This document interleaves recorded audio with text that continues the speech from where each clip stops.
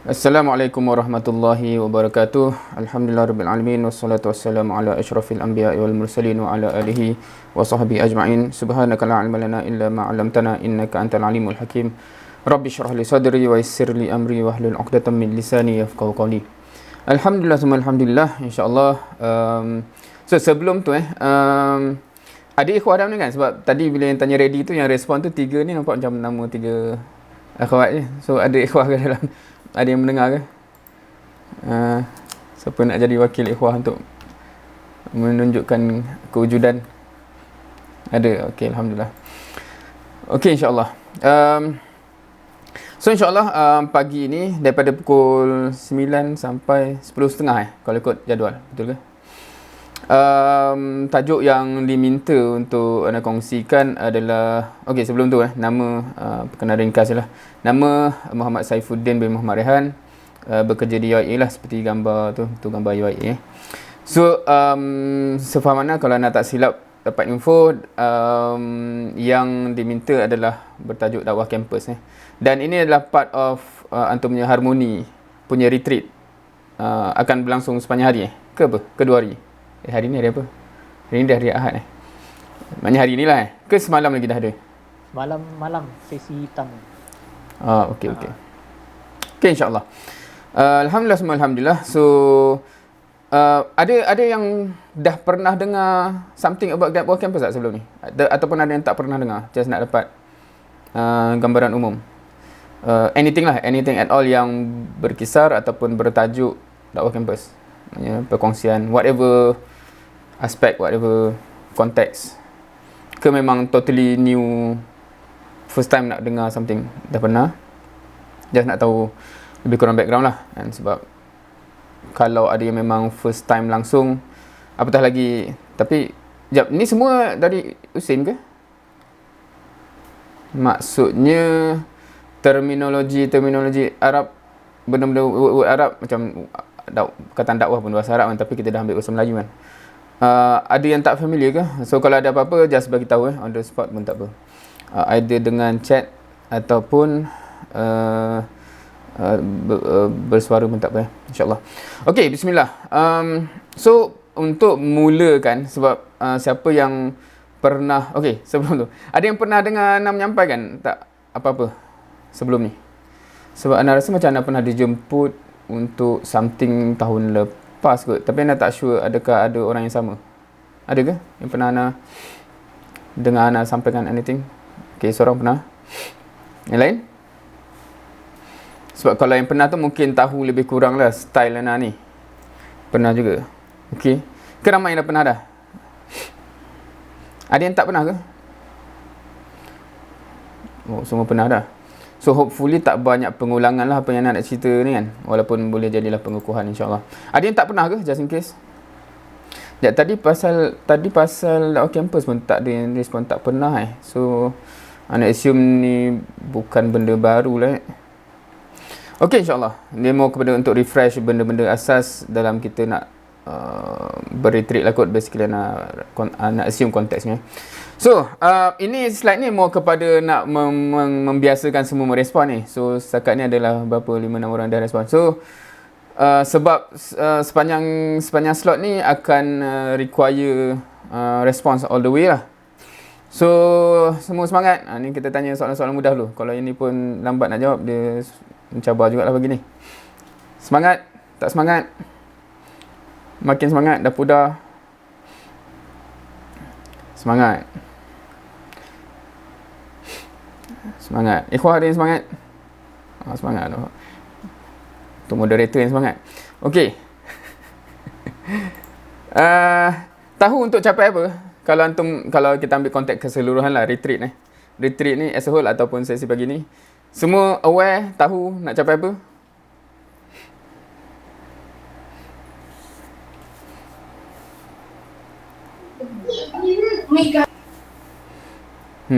Aku tengah fikir ni. Ni soalan-soalan yang very straightforward ni. So, anak assume dia sepatutnya tidak lama untuk memikirkan. Kau memang tak tahu ni? Kau kena surprise ni, kena datang ni. Tak tahu retreat ni apa. Tahu Ke anak yang dapat delay lag mesej ni sampai. Okey, ataupun ada yang rasa macam entah bukan retreat ni rutin tahunan ke, memang nak start SEM. Antum kat sana nak start SEM ke dah start SEM? Ke SEM antum sama ke dekat USIM? Dia bila mula SEM yang baru? Ke dah sedang berjalan? Kalau standardnya majoriti akan mula 29 Mac lah, akhir Mac ni. Tapi kalau yang student medik, diorang dah start awal lah, daripada awal Mac lagi. Gitu. Oh, okay. So konsepnya secara umumnya retreat ni before starting of semester lah. Konsepnya macam tu. Kita akan buat macam tu lah. Alright. Sebab kat UAE ni end of third week. Maknanya dah minggu ketiga lecture lah. So tu yang nak tanya sebab tak tahu jadual setiap universiti kan. Alright. Seorang je yang tahu. Yang lain okey ke? Ke ada yang rasa macam tak tahu ni memang rutin tahunan buat macam ni, kita attend je lah. Dah kebetulan jadi tanzim kan. Okay. Hopefully okey ke ni semua untuk merespon sebab ni soalan-soalan straightforward ni biasanya just untuk bagi pandang sahaja Tetapi selepas-lepas ni sebab dia more kepada dia bukan, kalau siapa yang biasa dengar Ana menyampai, Ana tend to not go towards ilmiah ataupun sakofah punya konteks. It's more on cara kita pandang sesuatu So dia memerlukan respon dan sebagainya. So ke ada yang tak biasa dengan sesi macam ni? Macam kami biasa mendengar. So jangan risau salah Ni bukan test bukan untuk judge siapa betul siapa salah, tetapi it's more on kita tahu sekarang ni kita rasa macam mana, then kita boleh discuss insyaAllah. So mungkin ada yang tak biasa. Korang semua dalam kelas macam ni ke? Kalau lecturer tanya, faham? Senyap, krik-krik. Dan harapnya tidak begitulah dalam kelas hopefully. Tapi tak tahulah, sebab kalau Ana mengajarkan UAE ni pun gitu, macam any question, senyap kan. Tapi okey, kita habis di kelas, semua datang kat depan. Boleh tanya tak? Tadi tanya, kenapa tak nak tanya depan-depan? So tak tahu ada penyakit segan ke apa kita ni, tapi hopefully benda tu boleh dirawat insya-Allah. Okey, seterusnya kita sebut tentang dakwah kampus Nah, itulah Ana punya slide ni ataupun Ana presentation tend to be banyak soalan daripada nak cerita dan cerita tu datang kemudian berdasarkan soalan tu So kalau tak ada yang respon, dia akan sangkut kat situ dia akan jadi awkward So bila kita sebut dakwah kampus, regardless pernah dengar ataupun tidak so ini bukan test untuk yang dah pernah dengar atau apa, tapi nak katanya ini adalah mau kepada cuba kita fikir. Bila kita sebut dakwah kampus, is it satu jenis objektif ataupun dia satu cara ataupun wasilah? Which one you would put dakwah kampus dalam kategori mana? Ada yang rasa dia dakwah kampus ni satu objektif, ataupun ada yang rasa dakwah kampus ni satu cara untuk ke mencapai something. Which one yang antum merasa bila sebab Ana hantar antum semua ni family Okey, ada yang boleh respon? Obviously this is asking for opinion ataupun perspektif. Bukan again, jangan ni masalah orang Melayu kita ni, kita takut, kita dididik kat sekolah tu untuk takut salah Siapa yang rasa gitu dia nak jawab, dia rasa dia akan takut salah. So dalam kelas pun jadi gitu So masa nak pergi Jerman ke tu So ada ikhwah tu kata budak-budak tu dilatih, cikgu tanya angkat tangan baru fikir jawapan. So then otak kita laju apa nak jawab. Sebab selagi kita tak angkat tangan, biasanya kita mengharapkan orang lain yang jawab Cara, wasilah, kod. Okay, so kod tu disclaimer untuk kata masih agak-agak Now, kalau kita cakap dia ni objektif, dia menjawab persoalan why. Why? Oh, sebab dakwah kampus. Itu objektif lah tu kan. Dan kalau kita cakap dia ni cara ataupun wasilah, dia menjawab persoalan how. Maknanya, contohnya, how? dengan dakwah kampus lah. Ataupun kalau kita kata objektif, dia kata kenapa? Sebab dakwah kampus kan. So based on dua jawapan, dua ni mewakili ke? Yang lain okey ke?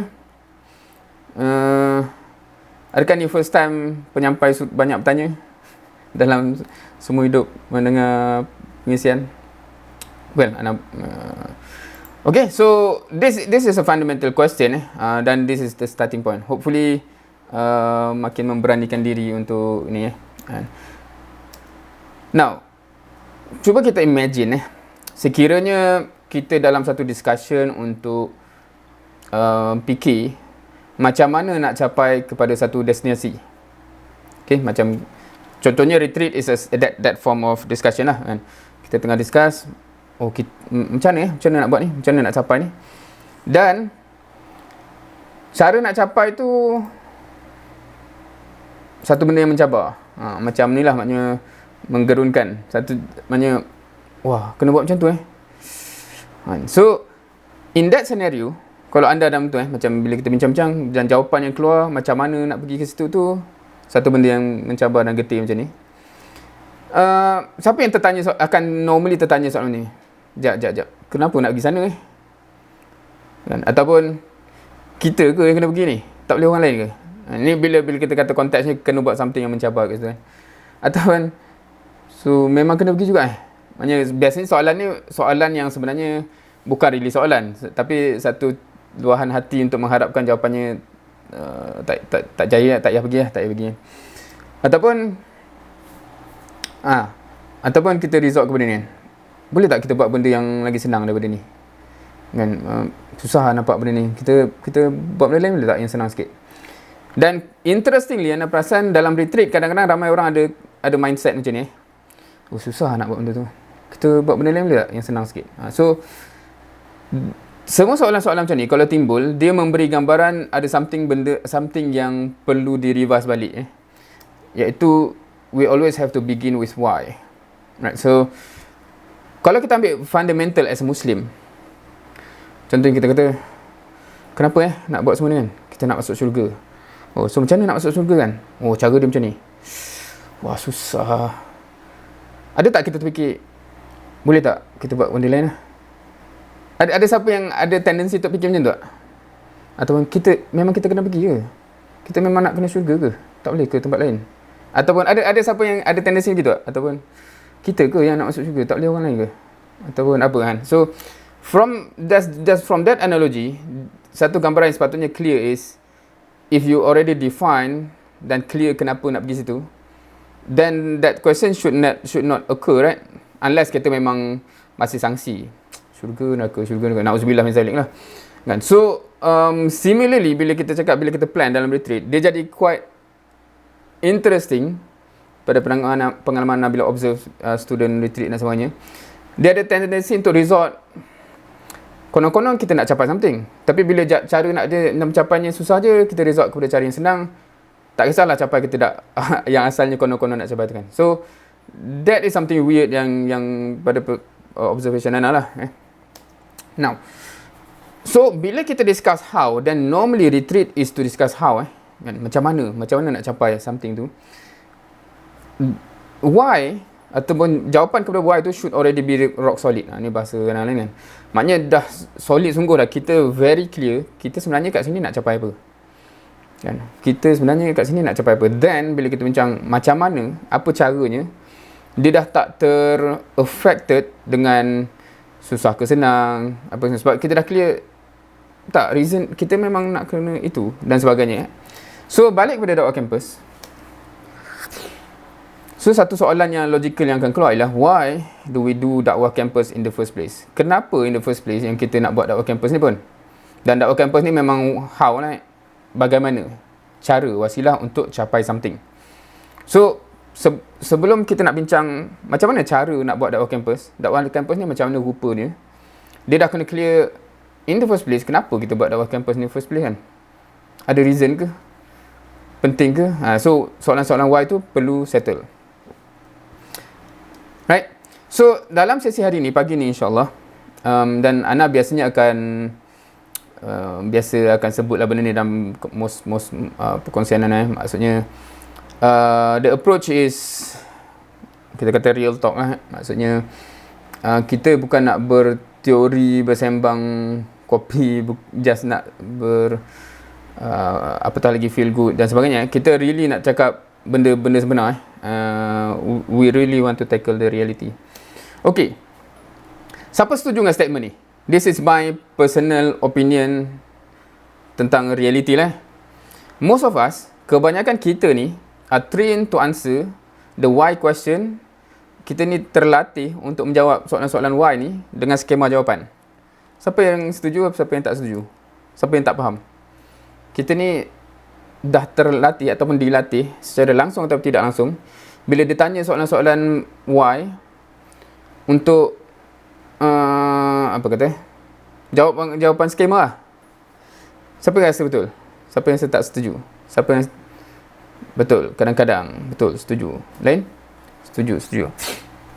Ada contoh tak? Biasanya dalam subjek agama begitu Dan biasanya, kenapa kita buat ni? Untuk redha Allah, untuk apa-apalah, dia ada word.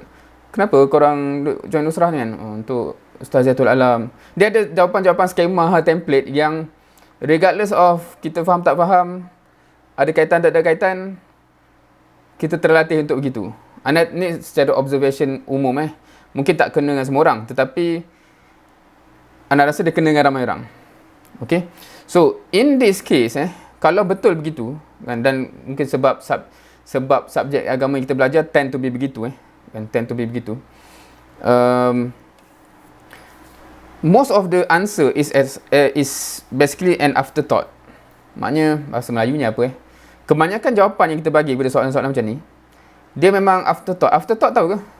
Afterthought ni apa? Maknanya benda yang datang kemudian. Dia bukan datang sebelum Kalau siapa perasan, setengah-setengah siapa, kalau ni zaman sebelum COVID lah, kalau kita pergi setengah-setengah shopping complex, kalau kita cari surau dia, dan kita jumpa surau dia, kita akan terfikir tau, sekejap, dia orang ni, surau ni dah siap bina semua benda baru dia terfikir nak buat surau ke?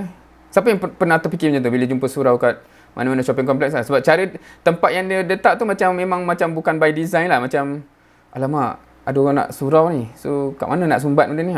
Tu kat ujung shopping parking tu, parking ujung ceruk mana, sumbat kat situ. Siapa yang pernah jumpa tempat-tempat macam tu? Sebab kalau by design, biasanya dia agak berbeza. Dia macam ada tempat yang more strategik, senang orang nak sampai, dan design dia pun okey. Tapi ni macam memang dah siap semua benda, macam baru dia terfikir nak sumbat surau tu kat mana. So that is contoh bila kita kata afterthought lah, benda yang terfikir kemudian. So kalau kita jadi gitu, kita terlatih dengan memberi jawapan skema dan reasoning kita, kenapa buat begini, so jawapan tu datang kemudian.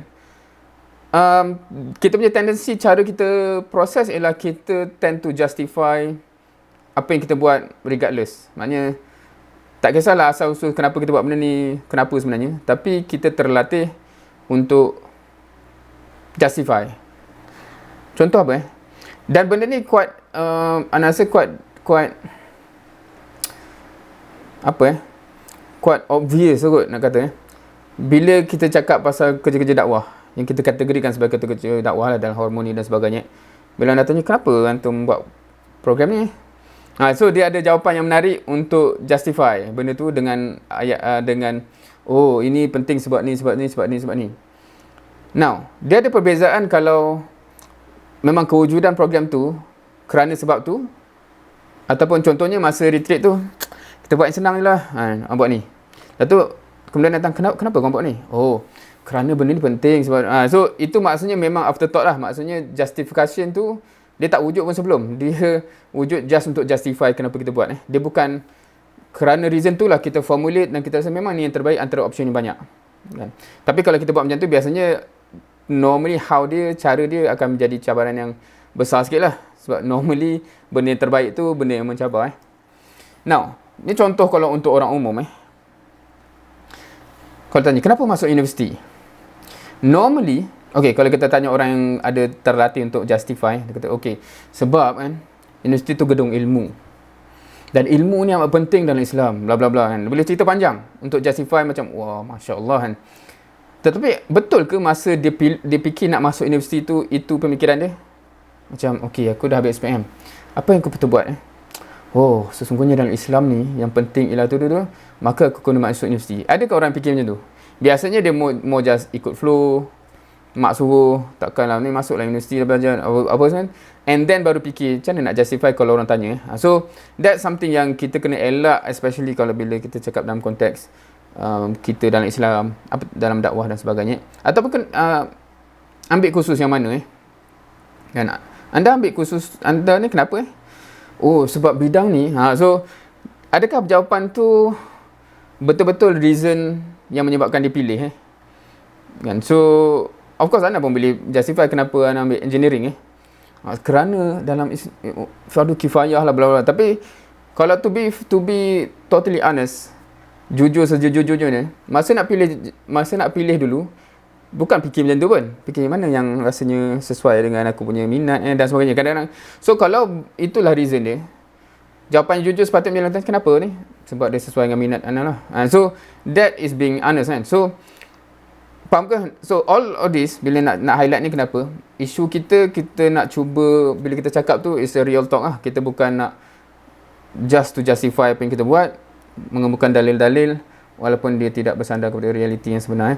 So in such case, whatever we do or we choose to do, there will always be justification that we can give. Tapi isu dia ialah, is it the real why? So dekat sini, perbincangan ni ataupun awareness dan kesedaran ni datang masa ataupun sebelum retreat is okay lah. Sebab sepatutnya dia memberi kesan kepada kita bila kita rancang ke depan. Bila kita dah rancang, lalu kemudian baru fikir benda ni, biasanya dia dah a step behind lah kan. So, okay lah kalau kita nak bincang benda ni before kita make a decision supaya kita bila kita fikir tu, cara kita fikir tu memang berpijak kepada really kenapa semua benda ni, why in the first place kita buat semua benda ni. Dan bila kita nak cakap kepentingan, penting sangat ke clear why kita ni? Hakikatnya, certain why tu can make you, boleh menyebabkan kita ni willing to give our all. You will be willing to give your all. Kita sanggup buat apa saja kerana reason dia tu that level. Tapi setengah reason lain, kita tak sanggup berkorban untuk benda tu tak? Betul tak? Dalam kehidupan ni ada benda yang begitu. Ada benda yang macam, contoh apa kalau kita tengok drama punya cerita lah. Orang tu pergi buat something, pergi kerja something dan sebagainya, just untuk membuatkan mak dia happy, contohnya lah. Dan dia betul-betul memang apa cara sekalipun nak buat mak dia happy. Katalah ni kata cerita drama sikit. So bila mencabar pun, sebab memang dia nak by hook by crook mak aku kena happy, mencabar macam mana pun dia akan give dia punya all yang dia mampu bagi untuk benda tu kan. Boleh faham ke? Tapi kalau dia buat tu, saya buat ni untuk dapat gaji tambahan, side income ataupun yalah tambah-tambah sikit on top of gaji yang sedia je. So untuk benda tu mungkin dia takkanlah sanggup berkorban terlebih sangat pun, sebab dia just additional income contohnya. So similarly bila kita cakap dakwah, siapa yang secara sedar atau tak, secara declare ataupun tidak, dia rasa dakwah ni pahala tambahan. Sebab itu normal untuk orang yang rasa dakwah ni pahala tambahan, untuk dia taklah willing untuk berkorban lebih-lebih sangat pun, sebab dia kan pahala tambahan sahaja. Boleh faham ke? Berbeza dengan orang kata, tak, inilah jalan aku untuk ke syurga. So, nak tak nak aku kena buat gila-gila lah. So, that's where reason why yang berbeza tu akan menyebabkan cara kita bertaamul ataupun interaksi dengan perkara tu amat berbeza. Okay, so bila kita masuk konteks mahasiswa contohnya, mahasiswa terlibat dengan apa-apa organisasi, kelab-kelab, aktivism dalam kampus ni, hakikatnya for various reason. Kita bukan nak bincang reason ni betul atau salah, kita just nak acknowledge hakikatnya memang there are various reasoning yang berbeza. Contohnya ada aktivism ataupun ada kelab ataupun ada koku ataupun apa-apa yang datang dengan credit hour. So the only reason dia ambil benda tu sebab it's a requirement. Kalau dekat UIA ni ada usrah wajib maknanya dia ada credit hour untuk usrah 1, usrah 2, usrah 3, usrah 4 macam itulah. Kemudian lepas tu akan kena masuk ada skill, parenting skill ke, apa-apa skill ke dan sebagainya. So dia ada credit hour yang wajib kena ambil. So kalau dia ambil benda tu just for the sake of lepas credit hour, dia punya willingness adalah untuk fulfill credit hour tu lah kan. Buat apa dia nak buat lebih-lebih? So begitu. Ada yang kata nak sijil, so itu mungkin tak ada credit hour tapi dia ada certificate yang dia boleh bawa untuk kerja contohnya. Ada yang memang for the sake of minat berpersatuan. Pernah jumpa orang macam ni tak? Dia memang crave berpersatuan. So yelah, dia nak berpersatuan. Dia tak boleh duduk seorang-seorang lah, senang cerita kan. So ada orang for the sake of that. Ada yang minat beraktiviti kan. So bosan lah duduk saja-saja. So kelab tu macam menarik aktiviti dia kan. Dia join. Etc. So kita so balik pada kita. What about you? Why are you here? Siapa yang tanpa cakap lah, ni bukan nak tanya jawapan dia, tapi antum kalau spontan tanya diri sendiri lah. Kalau saya tanya diri sendiri, aku ni kat sini kenapa? Do you have a clear answer ataupun dia macam kabur? So boleh kongsikan lah. Tak perlu nak cerita lah apa jawapan tu kan, tapi just nak tahu in what state you are with respect to this. Maksudnya rasa-rasa macam kalau aku tanya dia aku terus boleh jawab sebab ni, memang sebab ni. Oh, entah lah aku pun boleh kongsikan sedikit sebanyak kalau boleh dikongsikan. What do you think about this for your own self lah. Okay. Of course anda tak tunggu, tapi harapnya boleh kongsikan something, ada respon. So anda akan terus So bila kita realize it or not, tak tahulah semua dia realize atau tidak benda ni, tapi kalau tak, at least sekarang ni boleh realize. Nature kerja kita ataupun involvement kita ada dua sisi ni, betul tak? Secara sedar atau tidak. Satu yang berbentuk dakwah ammah, harakah zahirah, maksudnya dakwah umum to the public, to the mass. Dan harakah zahirah tu maknanya gerakannya tu zahir. Orang boleh nampak what we are doing. Oh, program ni. Oh, campaign tu dan sebagainya kan. Tetapi ada juga yang kat bawah tu dakwah takwini pembinaan jundi.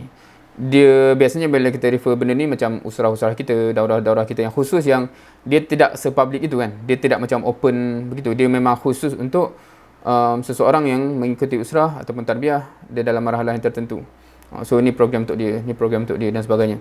So this is dua benda yang secara sedar atau tidak berjalan secara serentak. Now, if anyone ada question tiba-tiba atau sebagainya, minta boleh tanya terus tak perlu tunggu sampai habis. Okay, ni soalan Ni soalan minta just kongsikan. Tak ada judgement kat sini, tak ada persecution juga yang akan datang kalau apa-apa jawapan pun. Just nak get a feel of what type of person are you currently. Siapa yang between the two dia lebih semangat buat kerja aktivism berbanding tarbiyah. Contohnya, kebetulan lah, setengah orang kan ada dua-dua tugas. Ada setengah yang tak ada. Contohnya dia pun bawa usrah dan dia pun buat kerja-kerja program-program umum dan sebagainya. Siapa yang rasa dia tend to lebih semangat buat kerja aktivisme berbanding tarbiyah? Dan siapa pula rasa macam terbalik kan? Dia bila buat yang kaitan dengan tarbiyah macam semangat, bila buat aktivisme ni, Allah kenapa ni kan? So siapa yang macam tu? Ataupun siapa yang dua-dua pun sama semangat dia? Benda ni agak jarang tapi kot-kot ada. Boleh kongsikan. Ataupun siapa yang dua-dua pun sebenarnya kalau nak jujurnya nak tak semangat pun. Siapa yang bagaimana? So and if we have to accept semua ni ada. Ni again not to judge, not to just nak tahu, sebab cara kita tally penyampaian kepada empat kategori ni kadang-kadang agak berbeza. Sebab setengah tu dia nampak dah tarbiyah tu penting, tapi aktivisme ni kenapa ni? Mepek je dia orang ni. Ada yang dia bias begitu, ada yang bias terbalik kan? Ada yang kalau dua-dua pun tak semangat dan lagi core lah kan. Macam nak bagi ada semangat at least. Okay, ada yang kata tarbiyah, ada yang kata aktivisme. Pertama tu aktivisme lebih aktivisme. Okay, most yang respon so far jap. Ada ikhwah yang respon ke? Oh, ada satu. Memang dunia kita sekarang banyak akhwat dan ikhwah. Tu cabaran untuk ikhwah lah. Bagaimana nak at least ratio-nya masih sihat lah kan? Kalau sekarang ni biasanya jawapan ni macam ratio yang mak tak sihat ni. 1 kepada 1, 2, 3, 4, 5, 6, 7 Ana dah zaman undergrad lagi selalu kena dengan seorang ukhti ni, Ana unit 10 di UKM masa tu. Tapi sebab kita orang satu daerah tu selalu meeting sekali. So setiap kali meeting memang dia asyik tunjuk kat ikhwah kan. Ikhwah, tolonglah buat kerja ni. Dia punya alasan dia senang je, kita orang punyalah ramai ikhwah yang kita bina ni kan. Tapi tak ada orang yang layak jadi suami dia orang ni. Macam mana ni kan? Ikhwah tolong buat kerja. So tak settle sampai sekarang dah 15 tahun dah pun kan. Ikhwah masih ditakut itu kan. So marilah kita bangkit wahai ikhwah, insya-Allah. So okay, so ramai yang mau kepada aktivism quite interesting. Tapi ada seorang yang kata lebih semangat kerja tarbiyah. Alright, regardless so ni lebih kepada nak gauge dan kadang-kadang memanglah tendensinya kadang-kadang yang jadi part of JK dan sebagainya kadang-kadang yang berat kepada yang lebih ke depan dalam aktivism kan. Sebab yang kebetulan kat situ berlaku ke kat tempat tu, kat USIM contohnya yang minat tarbiyah lebih kadang-kadang dia tak masuk pun JK dan sebagainya. So that's also something yang perlu dilihat juga sebenarnya kan. Maknanya ketidakseimbangan dalam konteks bagaimana Okey. Ana terus dulu.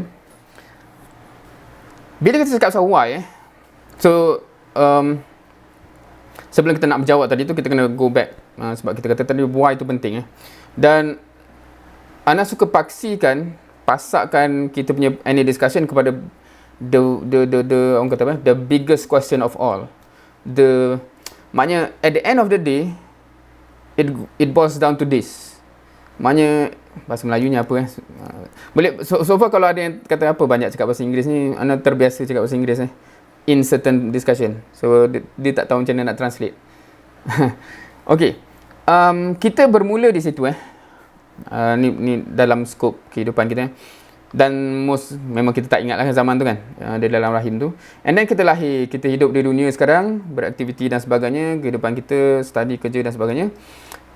One day akan berlaku ini. Of course Anda tak katalah malaikat maut rupa dia gitu. Anda just Google Angel of Death, itulah gambar yang Anda boleh letak kat situ kan. So itu just memberi gambaran something jangan pergi berdebat lepas ni apa dia kata malaikat maut macam tu lah.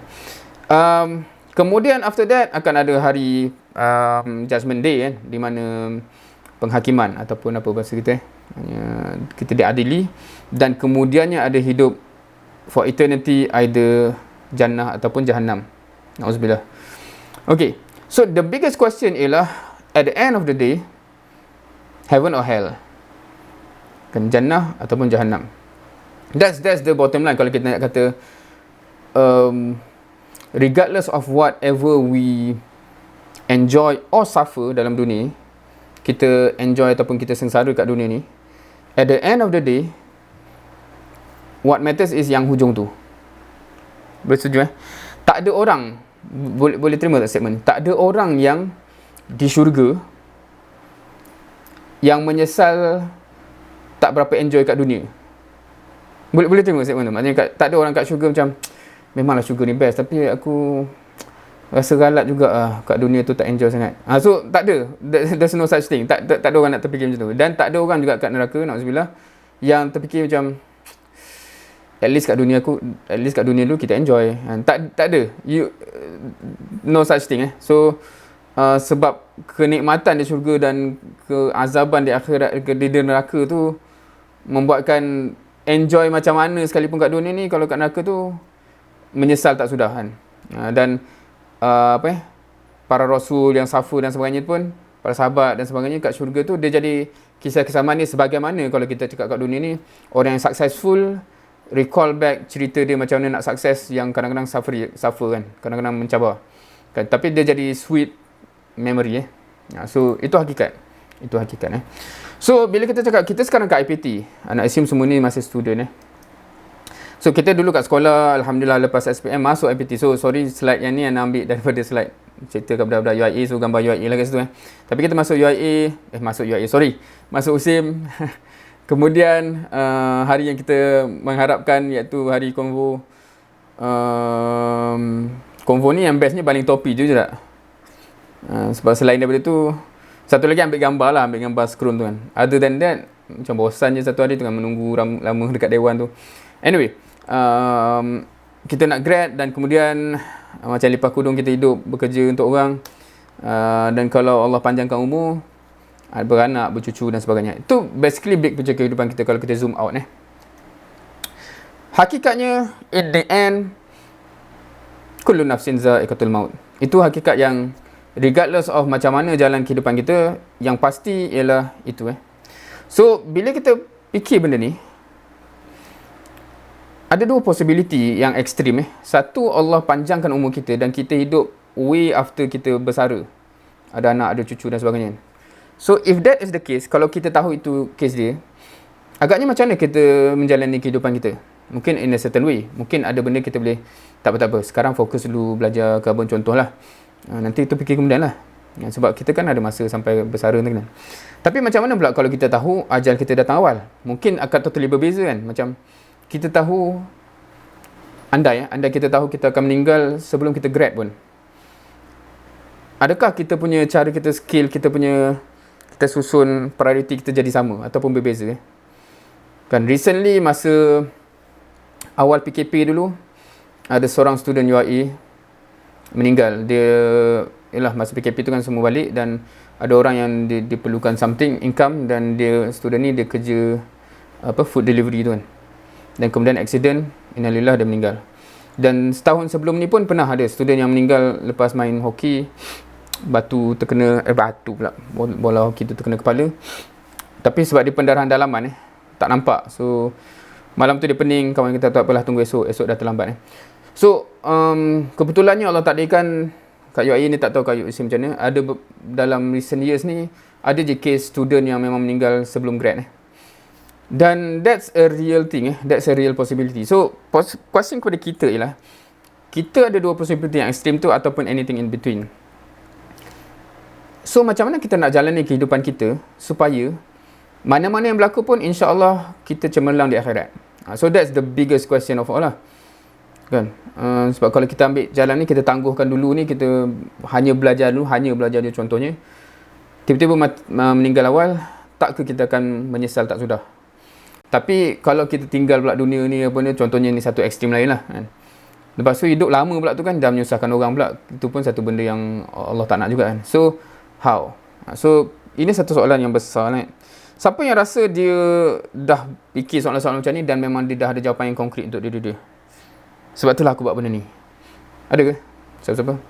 And because this is question yang kena fikir dan jangan sampai terlambat lah. Yang terlambat tu ialah kalau bila ajal dah sampai. Dan kita baca dalam Quran pun Allah describe penyesalan dia tak sudah kan. So, it's not amat tak berbaloi lah kalau kita tangguh benda-benda penting ni dan tiba-tiba ditakdirkan masa kita dah tamat. So, really think about this.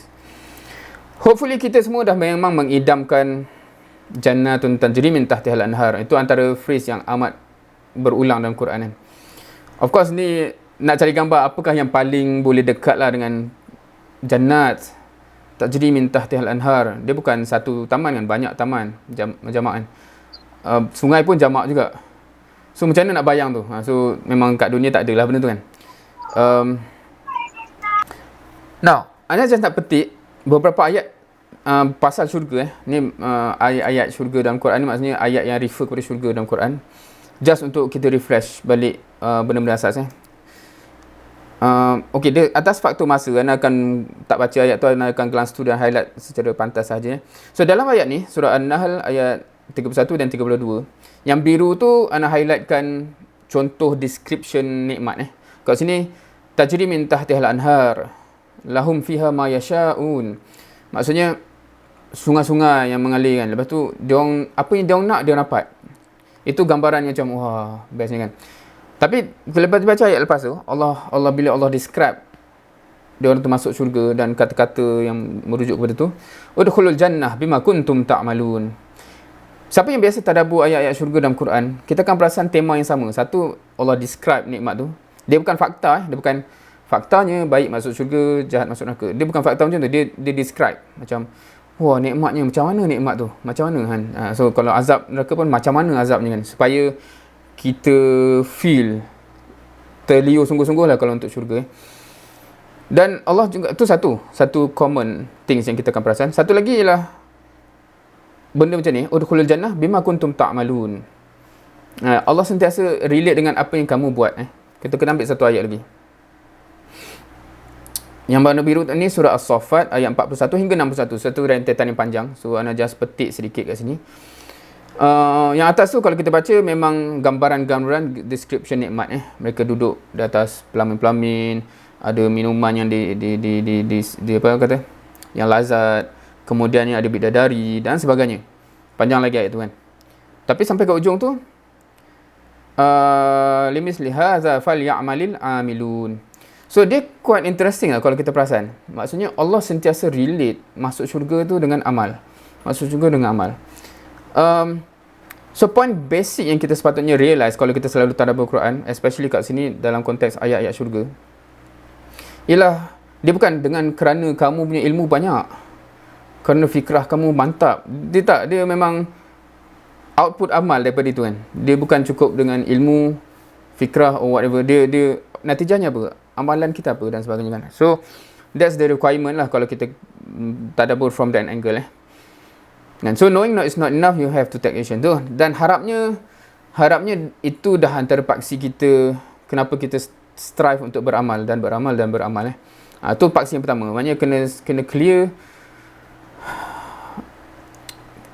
Bila seriously kita nak kejar syurga dan kita tadabbur dengan Quran, bila digabungkan kita akan terasa memang kita akan terpanggil sentiasa untuk beramal. Now, ada banyak lagi ayat-ayat syurga dalam Quran. So ni just iklan bagi siapa yang berminat benda ni lah. Yang biasanya anak sekat Usim boleh tadabbur sendiri pun. Tapi dalam daurah tu anak kumpul just semua ayat-ayat syurga yang ada dapat jumpa dalam Quran, dan kita pergi satu persatu dan kita akan tengok tema-temanya kan. Dan antara dua tema yang besarnya yang tadi itulah. Balik-balik Allah cakap dengan apa yang kamu amalkan, bima kuntum taf'alun, bima kuntum ta'malun dan sebagainya. So kalau kita dah cukup tadabbur benda tu, kita tak beramal lagi, something weird lah. Kata nak syurga, kenapa tak beramal? Sebab ayatnya indicate begitu kan. So siapa yang nak tu boleh refer kepada video tu lah, insyaAllah. Okay, itu first level kita akan terpanggil untuk beramal. And then bagi orang yang memang nak syurga yang terbaik dan sebagainya, dia takkan berhenti kat situ. Sebab ada banyak ayat lain pula yang indicate amal jenis apa yang cream of the cream contohnya kan. So contohnya auzubillahi minasyaitonirrajim, wa man ahsanu qawlan mimman da'a ila Allah wa 'amila shalihan wa qala innani minal muslimin. Dan ayat lain, wa ma arsalnaka illa rahmatan lil alamin dan sebagainya. Ini just petikan sebab kita pagi ni tak banyak masa untuk bincang benda ni. So banyak yang kalau kita baca dan dia akan terjurus kepada dakwah tu memang amalan yang memang kalau kita nak kejar amalan yang berganda dan berpanjangan dan sebagainya, itu antara lubuk saham yang besar kat situ. So kalau kita tak terkejar lagi amalan jenis itu, kategori itu, something weird, something wrong as well, I would say. So okay, semua dah cover surah ni kan. Surah Alam Nashrah ataupun Ash-Sharh ataupun Al-Insyirah. So ada beberapa nama yang anda pernah jumpa. Anda merahkan kat situ fa inna ma'al usri yusra, inna ma'al usri yusra. Siapa yang rasa dia amat terkesan dengan ayat ni? Ayat dia kali merah ni. Ada tak? Selama dia hidup ni memang dia terkesan sungguh dengan ayat ni. Ataupun tak? Ataupun apa maksud dia? Apa masalah dengan ayat tu? Ataupun macam mana? Antum dah pernah cover ke kalau dalam usrah surah ni? Ke tak sampai lagi?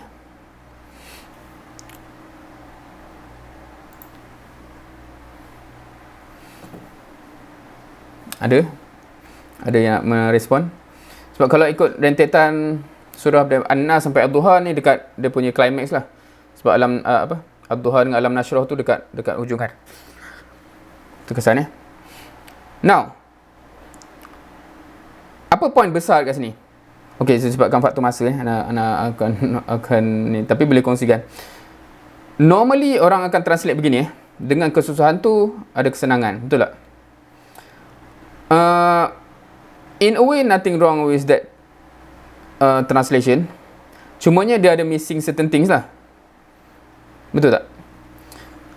Satunya ialah bila kita kata kesusahan tu usr, kesenangan tu yusr. Tetapi dalam language wise nya dia bukan usr dengan yusr. Dia salah asal dia us tu ada alif lam. Yus tu tak ada. So makna dia jadi sedikit berbeza, betul tak? Lepas tu usr tu usr, yus tu yusron. Tu pun ada tafsir dia juga kan. So kalau nak simplify, maknanya kalau kita kata al-us tu jadi the hardship lah kot. Kesusahan itu. Dengan kesusahan itu ada kesenangan. Ataupun kalau kita ambil konteks, kita ambil habis yusron tu, ada kesenangan yang besar. Kalau kita ambil ayatnya 2 kali pula, dengan kesusahan itu ada kesenangan yang besar. Dengan kesusahan itu ada kesenangan yang besar. So ada yang tafsir dua-dua ayat ni kesusahannya itu juga. Tapi kesenangannya generik, besar, multiple. So macam-macam tafsir, macam mana nak memahami kenapa dua ayat ni berulang dengan konteks perkataannya begitu. So kalau bercakap dengan kesusahan itu, antum faham dengan kesusahan apa? Based on surah ni, based on konteks surah ni, kesusahan apakah yang Allah refer to untuk ganjaran kesenangan yang besar tu? Dah cover ke surah ni? Kan? Oh, dah pukul 10 dah. Okey. Kalau kita tengok konteks keseluruhan surah ni daripada awal alam nashrah laka sadrak, bukankah so alam ni kan kata mengungkit kan. Kalau bahasa kita bukan ke dulu bila orang cakap macam tu nak mengungkit lah tu kan. Bukan ke dulu aku dah tolong or whatever kan. So kalau kita baca surah Ad-Duha dengan alam nashrah ni, Allah banyak mengungkit kan, sejak daripada Ad-Duha sebab dia bersambung kan. Alam yajid ka yatiman, bukan ke dulu kau yatim forever kan. So Allah ungkit dan Allah cakap apa yang Allah dah bagi nikmat, dan Allah kata so sekarang aku demand something. So begitu So kat sini apa yang Allah ungkit? Alam nashrah laka sadrak, bukankah kami dah lapangkan dada kamu, untuk kamu dada kamu. Ini apa ni? Apa cerita ni? Siapa biasa baca doa untuk minta benda yang sama? Siapa pernah berdoa untuk minta apa yang Allah bagi kepada Nabi Muhammad SAW ni? Ada? Tak ada? Boleh detect doa apa? Boleh agak? Kalau kita perasan word dia, kita boleh perasan lah doa tu. Ada ke? Masih ada ke semua ni? Ada? Siapa familiar? Siapa biasa baca doa tu? Doa yang kita minta lapang dada kan? Rabbi syrahli sadri kan? Tu awal tu kan. Doa belajar quite interesting Doa tu siapa yang mulakan doa tu sebenarnya? Dari mana kita dapat doa tu? Dari mana kita dapat? Rabbi syrahli sadri wa yassir li amri wahlul 'uqdatam min lisani yafqahu qawli. Okey. Kisah Nabi Musa kan. Dalam surah Taha, betul tak? Kenapa Nabi Musa baca doa tu? Dia nak pergi belajar kat mana?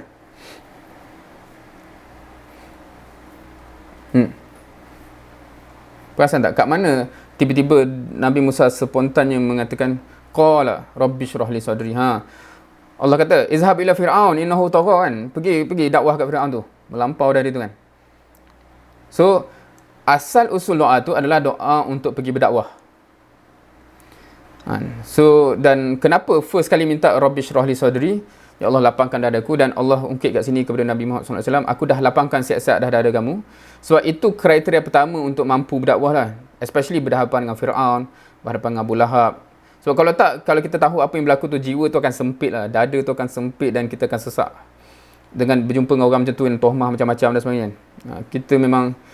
So, menarik kat sini. Kenapa kita biasa dengan doa ni, doa belajar? Siapa boleh bagi rasional? Kenapa doa Nabi Musa nak jumpa Firaun ni kita faham sebagai doa belajar? Jawapan sebenarnya ialah kerana bila kita tengok cikgu atau lecturer kita terbayang Firaun tu tak? Okey, tu melawak je lah. Anyway, tak apa. Tapi yang pentingnya doa asal tu dan syarah dada ni, dia kriteria penting dalam konteks dakwah. Kita faham daripada kisah Nabi Musa, dan Allah pun dah highlight kat sini tu, kita mafhum ini pemberian Allah yang menyebabkan Nabi Muhammad SAW itu antara faktor terbesar dia boleh istiqamah berhadapan dengan madu'u yang ya Allah kan. Lepas tu kalau kita baca lagi wa wada'na anka wizrak allazi anqadha zarak, semua beban-beban yang apa kita tahu beban dakwah So bila kemudian Allah cakap fa inna ma'al usri yusra, dia satu bentuk pengubat tau. Macam ya Allah, struggle ni ya Allah. Kau tahu tak, dengan struggle ni lah aku nak bagi syurga yang lumayan tu. So boleh feel tak macam mana ayat tu amat merawat pendakwah-pendakwah yang tengah struggle. Maksudnya kalau kita struggle, ya Allah, berat ni ya Allah, dengan cabaran ni lah yang aku nak bagi syurga tu pun. So bila dia bagi ayat macam tu, bila kita berat tu, kita tak rasa nak tinggalkan, sebab macam kita tengah buat something yang struggle kan. Dan Allah sendiri jamin, kata dengan struggle ni lah aku nak bagi syurga yang bukan calang-calang tu kan. Dan adakah kita akan fikir nak tinggalkan benda tu? Tak, kita akan fikir tak apa. Istiqamah insya-Allah berbaloi, amat berbaloi. So ayat yang macam ni, dan kalau kita faham surah An-Nas sampai Ad-Duha, padahal kalau conclusion dia masih tak nak berdakwah tu, dia pelik lah, sebab surah dia again and again menjurus ke situ Cumanya kadang-kadang unfortunately kebanyakan kita ni cover surah-surah macam ni tapi tak jumpa point tu, tak tahu kenapa, sedangkan dia memang dah tersirat di situ So itu satu lagi lah kekurangan dalam konteks mentadabbur Quran Okay, anyway, so ini antara ayat-ayat yang suatu pada bila cover An-Nas sampai Ad-Duha, sebab Ad-Duha dengan Alam Nashrah ni pada dia dah climax lah. Dan Anas sendiri amat terkesan bila sampai surah ni. Ketika itu masa Ana dapat seorang anak perempuan masa tu, Ana untuk mengabadikan memori tu supaya Ana tak terlupa sampai bila-bila. Untuk surah ni keep reminding Ana untuk tak apa, cabaran macam mana, suffer macam mana, struggle macam mana, sabar kan, sebab Allah janjikan benda yang besar based on jalan dakwah tu. Ana bagi nama anak masa tu Hafsah Insyirah sebab daripada Asyar Alam Nashrah Insyirah, rasa Insyirah tu lah dekat nama perempuan sikit Anyway, wallahu a'lam. So itu satu, itu dua-dua maksud kita kata first tadi nak syurga, nak tak nak amal. Dan amalan yang besar yang macam Allah sentiasa kaitkan juga dengan syurga yang bukan calang-calang, dakwah dah dua level hopefully kita establish dua level. Now, level yang ketiga pula ialah kalau kita clear cut nak dakwah dan kita faham vision dia apa, dan datang konsep ni pula kalau nak pergi laju boleh pergi seorang-seorang. Dan memang naturally kalau kita buat kerja seorang ni boleh lagi laju lah daripada kena syura lagi, kena ni lagi ada perbezaan pandangan, nak kena ni lagi kan. So tapi if you want to go far, memang kena capai benda yang besar, nak pergi jauh, then we have to go together. Right, so dia balik kepada nak tak nak buat amal, nak amal yang bukan calang-calang, amal dakwah ni. Datang pula yang ketiga tu ialah kena secara berjemaah Hadis ni familiar tak? Ni ambil daripada sunnah.com Abu Sa'id Al-Khudri dan Abu Hurairah meriwayatkan, qala Rasulullah sallallahu alaihi wasallam, iza kharaja salasata fi safar falyamaru ahadahum. Kalau ada tersilap baris boleh betulkan sebab dia tak ada baris kat situ dan Ana pun bukanlah power sangat Arab. So hadis hasan, rawahu Abu Dawud bi isnad hasan. Okey. Rasulullah SAW memberi indikasi bahawa kalau kita bermusafir 3 orang, kena lantik seorang ketua. Apa mafhum besar daripada hadis ni? Apa pengajaran besar dia? Quite obvious kan? Apa pengajaran dia? In other words, ada yang nak kongsikan?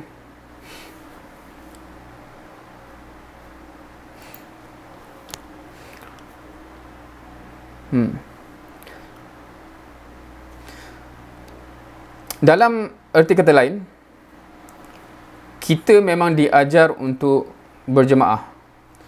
Walaupun dalam amalan sekecil ini kalau nak kata ni just musafir. So dalam kalau kita guna argument pendalilan, maknanya even nak musafir 3 orang pun arahan dia ialah berjemaah. Apatah lagi nak buat kerja besar macam kerja dakwah dan mencapai gagasan Islam tu sendiri. Apatah lagi kan? Dan sandarannya amat banyak Okay, just nak make clear semua clear ke kat sini apa beza kerja beramai-ramai dengan kerja berjemaah? Semua clear ke? Ataupun ada yang tak pernah dengar, ataupun ada yang terkejut, kenapa, kat mana pula beza dia? Ataupun macam mana? Just sebab dah tersebut benda hadis ni refer kepada berjemaah. So just nak ensure semua clear perbezaan dia. Semua clear? Ada yang tak clear? Kalau ada soalan boleh tanya, jangan risau. This is where kita memang nak berbincang, menjelaskan semua clear Ada yang tak clear tak? Apa beza beramai-ramai dan berjemaah? Biasanya contoh yang mudah ialah solat lah kan. Semua boleh faham kan apa beza solat beramai-ramai dengan solat berjemaah? Clear Ada yang tak ada? kita dah menghampiri bulan Ramadan kan. So insya-Allah kita minta Allah sampaikan kita ke bulan Ramadan, insya-Allah balik Ramadan. Biasanya dalam bulan Ramadan senang nak bagi contoh ni. Sebab contohnya lepas solat Isyak, sebelum solat tarawih, ramai orang akan solat ba'diyah, betul tak? Orang akan bangun solat sunat ba'diyah. Kalau kita masuk masjid masa tu, kita akan nampak orang solat beramai-ramai. Tapi dia bukan solat berjemaah, betul tak? Beza beramai-ramai dengan berjemaah ialah satu, beramai-ramai tu memang beramai-ramai lah, tapi berjemaah tu ada imam, ada makmum. Sama dengan sini, bermusafir 3 orang tu bukan bermusafir berjemaah namanya, itu bermusafir beramai-ramai. Bila lantik ketua baru jadi bermusafir berjemaah. So dia ada implikasi kat situ bila kita kena berjemaah. Kalau kita cakap surah As-Saff kan, dia bukan just kena beramai-ramai, dia kena berjemaah. Sebab kalau solat beramai-ramai tak ada orang kata luruskan saf, tak ada apa kaitan dia kan. Tapi bila solat berjemaah ada luruskan saf tu. So tuntutannya ialah berjemaah. Bila kita beramai-ramai kena berjemaah. Itu bendanya. So kadang-kadang anda just tanya ni sebab kadang-kadang ada orang tak perasan perbezaan dekat situ. Dan bila berjemaah tu yang jadi mencabar. Sebab bila ada ketua, bila kita musafir beramai-ramai, kita boleh buat kepala sendiri, betul tak? Ikut suka hati lah kan. Kalau kita konvoi, kalau kita konvoi beramai-ramai, masing-masing boleh buat kepala sendiri tak? Kalau dia berjemaah, dia tak boleh. Dia kalau nak berhenti apa, kena minta izin ketua tu kan. Boleh tak kita orang ini sikit?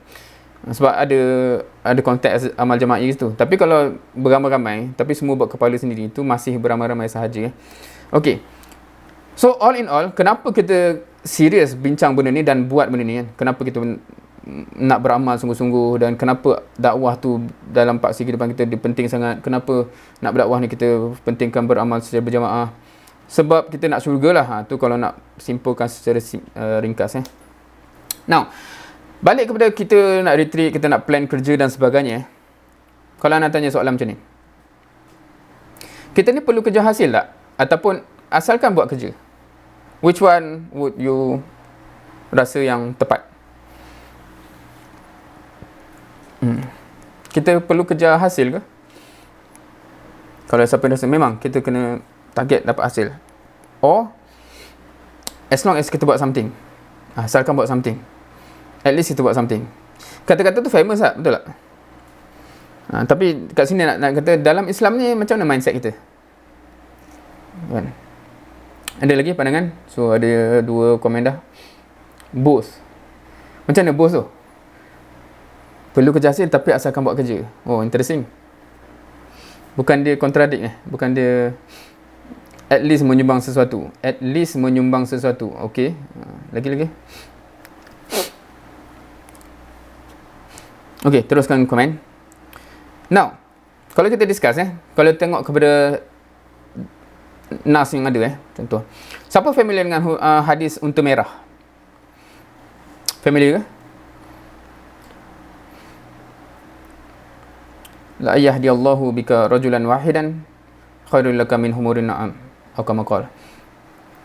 Familiar ke? Maksudnya siapa yang la yahdiyallahu, siapa yang Allah bagi hidayah, ya Allah bika rajulan wahidan, siapa yang Allah bagi hidayah kepada seorang tu dengan sebab kamu seorang pun, macam kita bahasa Melayu ni susah, dia punya susunan tu jadi pelik. Tapi kalau kita bahasa kita, siapa yang Allah bagi hidayah kepada walaupun seorang dengan sebab kamu, khairul laka min humurin na'am, that is better for you, itu dah lebih baik untuk kamu daripada unta merah. Dan unta merah ni kalau kita nak contextualize dalam konteks kita ni, aset yang kita paling mengidam lah.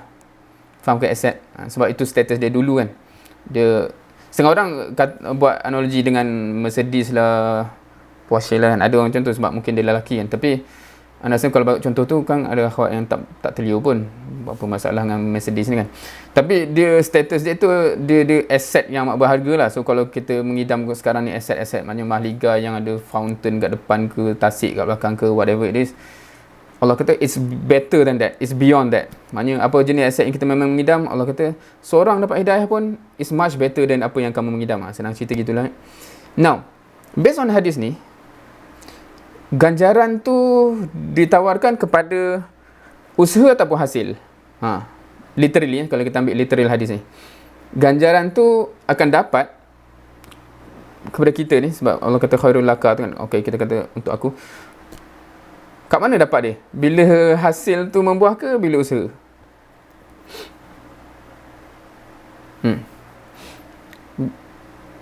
Nampak macam hasil kan? Macam sebab dia punya requirement ialah bila orang tu dapat hidayah. Bukan as long as kamu cuba DF apa kan. Dia tak, dia macam sekiranya seorang tu dapat hidayah. Kita akan perasan begitu So dalam banyak sandaran, siapa yang pernah cover kawaid dakwah, sebab tu dia susun kawaid yang kedua sebelum kawaid yang ketiga. Kawaid yang kedua tu memang log in dulu. Bila kita nak buat kerja dakwah tu, kita target apa hasil dia. Nah, kalau kita ambil contoh lain waqatiluhum hatta la takuna fitnah wa yakuna ad-din kulluhu lillah. Berjuanglah ataupun waqatilu ni apa dalam konteksnya berjuanglah kot kalau kita ambil kontekstualize ataupun berperanglah. Hatta la takuna fitnah wa yakuna ad-din kulluhu lillah. Adakah itu statement of effort ataupun hasil? Kita kenapa hasil lah? Maknanya kalau katanya berjuanglah sehingga tercapai tidak ada lagi fitnah dan din semuanya untuk Allah. Maknanya it is a state of hasil yang something. Betul tak? Kalau kita perasan, kita baca hadis, kita baca tafsir ayat-ayat Quran, banyak unsur ni dia macam meletakkan dia punya KPI tu ialah hasil tu membuah. You have to strive sehingga hasil tu nampak. Kan? So kalau macam ni dan macam ni pula bukan ke orang cakap yang penting tu usaha, bukan hasil ke macam ni? Siapa cakap tu? Okay. Satu lagi, ni hadis yang panjang yang Ana just ambil petik yang last sebab yang ni hadis ni rasanya semua familiar kan. Ada sahabat mengadu kepada Rasulullah SAW, mencabar ni diseksa dan sebagainya kan. Kemudian tengah-tengah hadis tu Nabi SAW sebut, sebelum kamu ni ada orang yang memang dia gergaji, sikat besi sampai luluh dia punya daging. Pernah dengar hadis ni kan?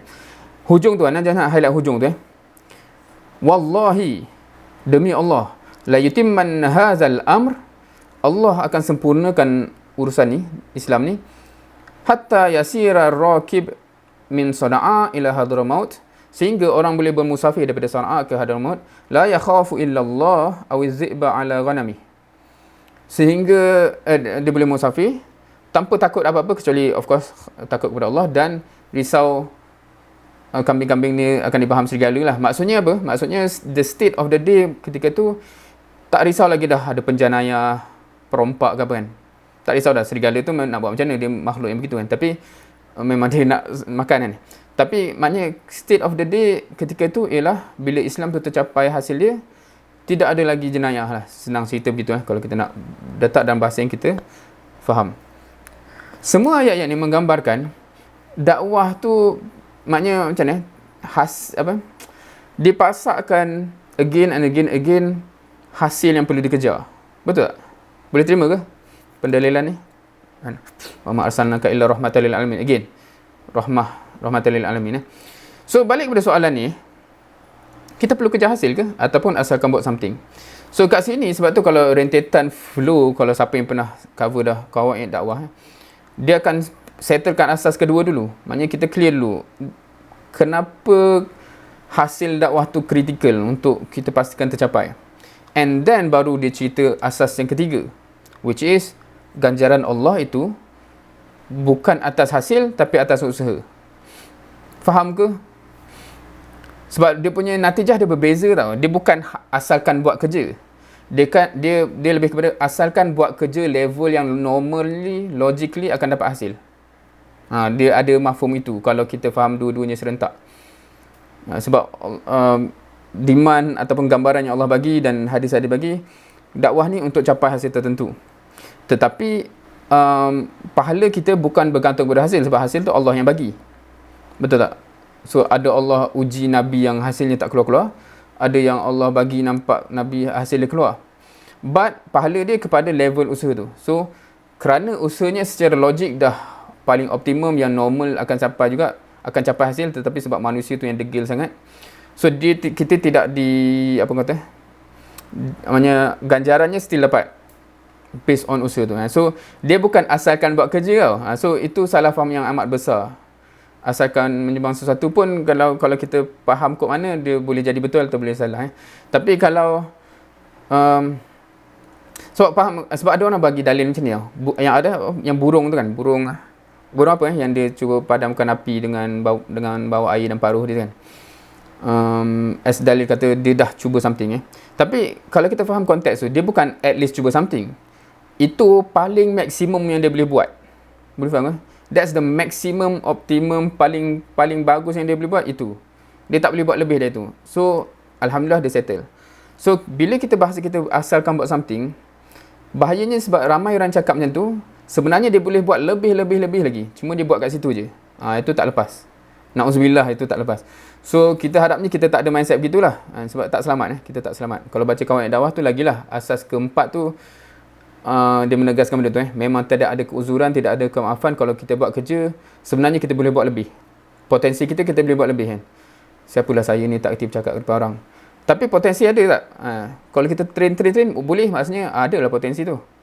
So, kamu yang tak fulfill. So, tidak ada maaf bagimu. So, itu kita kena faham Okay. So, kalau kita tengok, okay. So, that's another level Maksudnya kita kena fulfill our potential. Siapa yang kenal Ana dulu, akan terkejut bila tengok Ana sekarang. Siapa yang kenal Ana sepanjang 4 tahun degree dan 2 tahun master. Anda tengok lagi, lepas habis master tu, first time Ana bagi daurah, ada akhwat yang sama lah yang cakap yang apa yang kata, yang muhasabah ikhwah tak produce ikhwah tu kan. Bila dia jumpa balik, sebab ketika tu dia bawa satu IPT tu, so kebetulan Ana jadi muwajih ganti kat situ, on the spot. So Ana menyampai, lepas tu dia terkejut, dia kata Saifuddin boleh cakap punya kan. Sebab Ana amat dikenali sepanjang 6 tahun sebelum tu orang yang susah nak tengok buka mulut. Even though dalam apa-apa kan, maknanya kalau siapa yang kenal Ana tahulah, kera sumbang ataupun super introvert, macam tu lah orang kata kan. The only reason macam mana, sebab ada setengah orang yang kenal Ana sekarang je, dia susah nak terima benda tu. Macam mana hantar dia bagi daurah apa semua ni, orang macam tu kan. Tapi the thing is, bila kita cakap karakter kita normal dengan potensi kita kena boleh bezakan tau. Normally memang Ana tak kerti cakap dengan orang dan sebagainya, tetapi bila Ana train dan polish, boleh je at a certain level bagi daurah apa ni, boleh lah kan.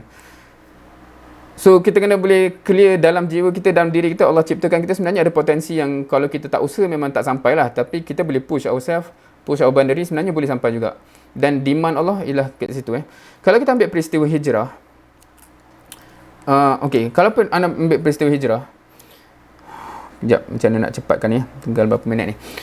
Dalam peristiwa hijrah ada beberapa benda besar yang kita sepatutnya dapat Satu, kalau Ana bagi short je, satu, based on kalau Ana baca sirah kalau Ana terfikir dalam situasi tu, situasi hijrah ni kan selepas Isra' Mi'raj, betul tak? Kan?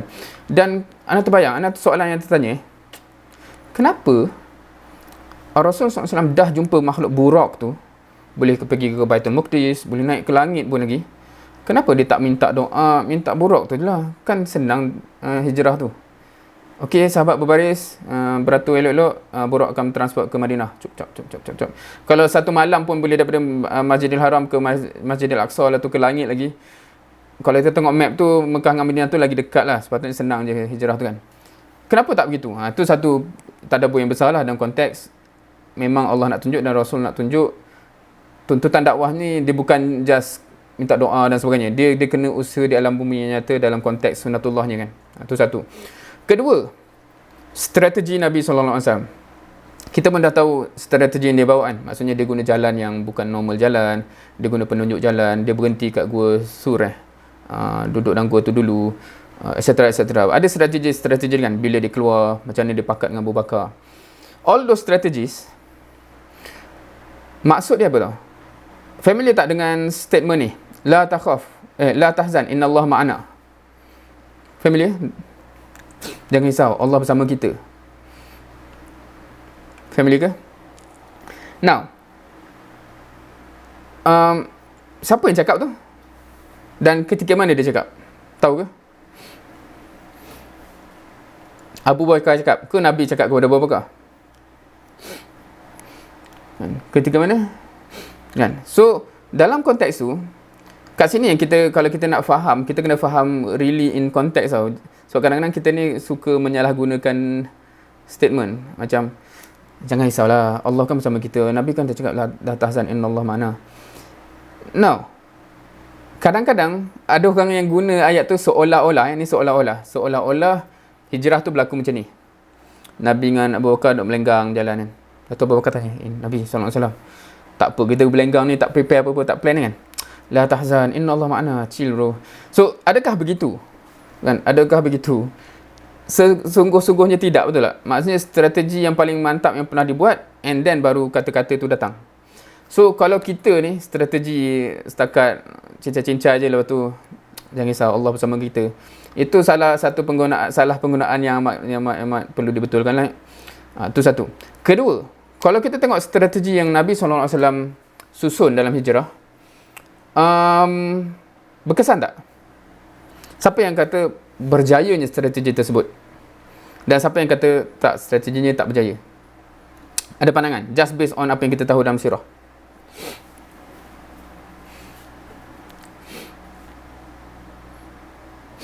Ni lebih kepada nak mengajak berfikir ni. Dia tak ada betul salah. Dia mau kepada based on apa yang kita tahu, how would you see it? Kita tak faham apa yang berjaya tak berjayanya. Boleh ke soalan terlalu kebat ni? Tak takut, tak nak jawab.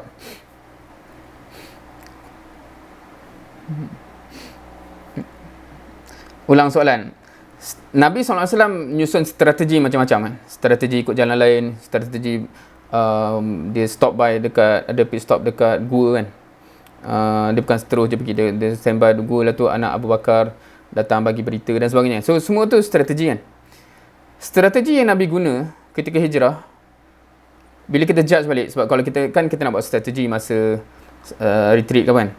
Kalau kita based on sirah peristiwa hijrah, kita tengok strategi ni buat dan apa yang berlaku, kita akan kata strategi itu berjaya ke tak? Adakah strategi itu berjaya ataupun tidak?